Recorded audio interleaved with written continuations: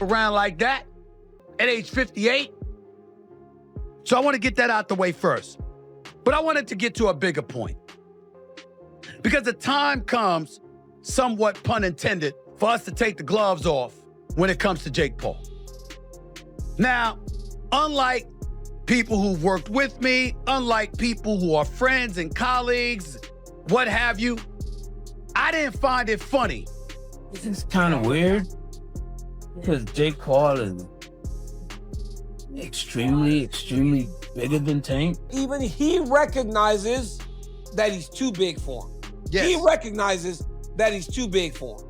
Stephen A. Smith didn't hold back when criticizing Jake Paul for taking on Gervonta Davis. He argued that Jake is simply too big for Tank and that the matchup feels completely one-sided.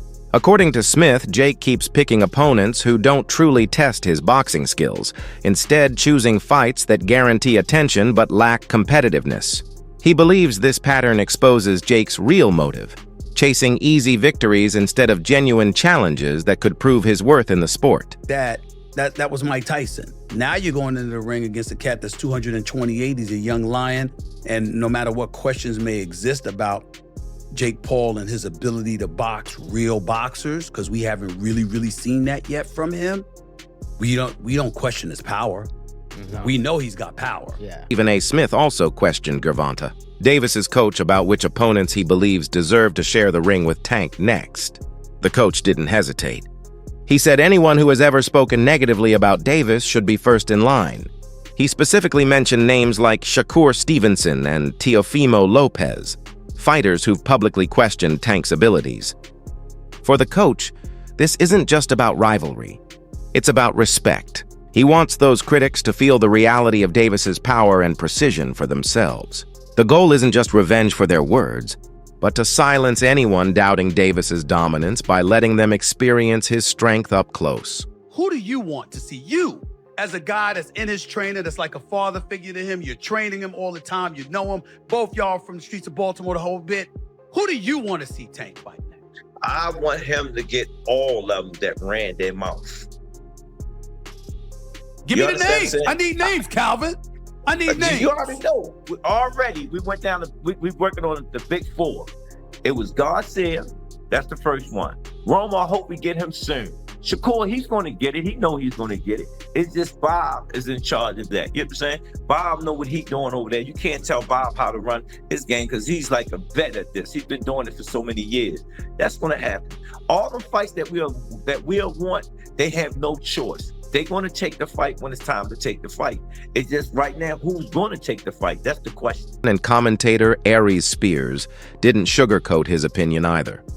He said the upcoming fight feels more like a show than a real sporting contest. Despite calling it a circus, Spears still expressed confidence in Davis's raw strength and knockout ability. He predicted that Tank will end the fight early, possibly by the third round. What makes his take interesting is the mix of criticism and respect. He mocks the promotional hype but still acknowledges Tank's lethal precision. Spears' perspective reflects what many fans feel, that the fight is both ridiculous and irresistible.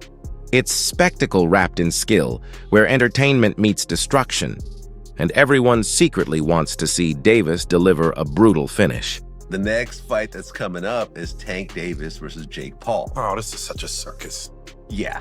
Look, according to BetOnline.ag, Gervonta Davis is favored -240, Jake Paul's +190. So more than twice the odds for Davis. Davis is a lot smaller, but he's a real serious fighter. I'm predicting a third round knockout. Ooh. Third round knockout. He's out of there. Listen, I don't know what's the bigger joke, that fight or Tyson versus Floyd Mayweather. We'll talk about that in a second. We'll talk about that in a second. Yeah, this is honestly just disappointing.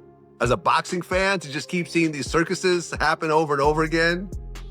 I don't know if the rumor's true, but I heard Floyd was talking about coming out of retirement to fight Crawford. Now that's got some panache to it. That'd be interesting. Yeah, but I think Floyd will end up taking a loss. Finally. That's the thing. Yeah. Like he'd mess up that record. Yeah, and I would respect him for it because we know how much he's tried to protect the record. Take the risk. This is what great fighters are supposed to do. Yeah, but it's interesting because people were saying that Terrence Crawford should retire because he's, 43-0 at this point? Okay. He's like 37 years old. I personally don't think But he still got the goods, though. Oh, he's got the goods. Yeah, he still got the goods. Because Canelo was a monster.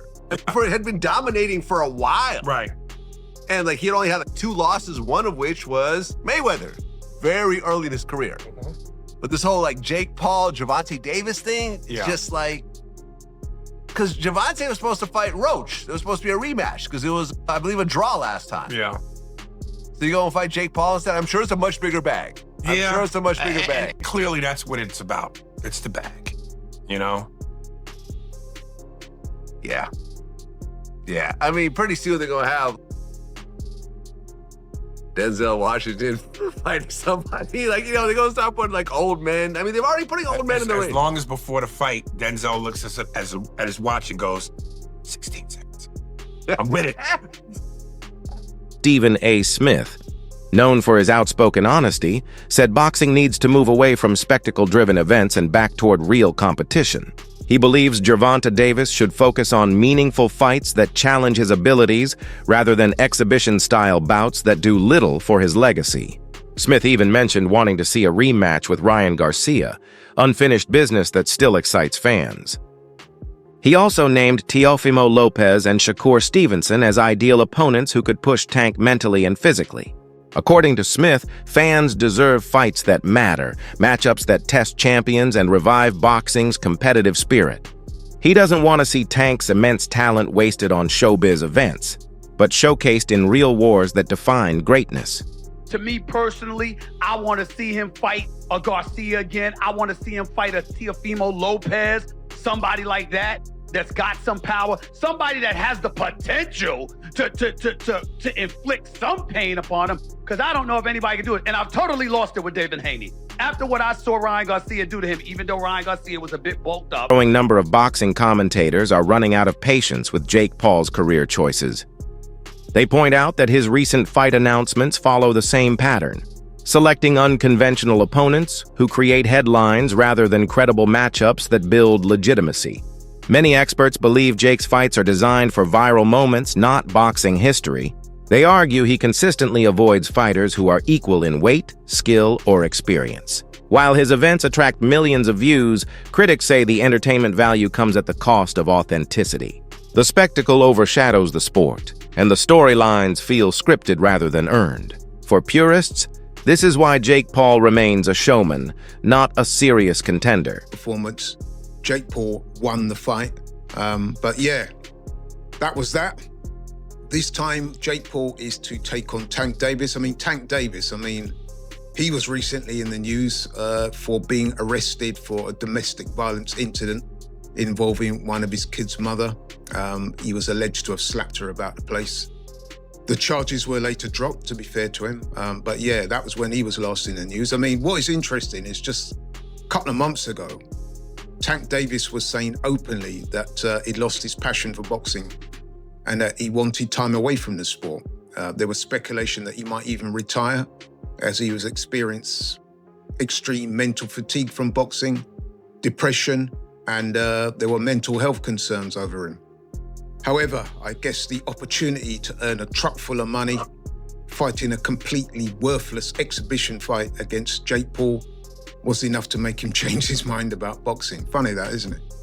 But you know what? I'm not even going to waste your time or mine critiquing this utter nonsense.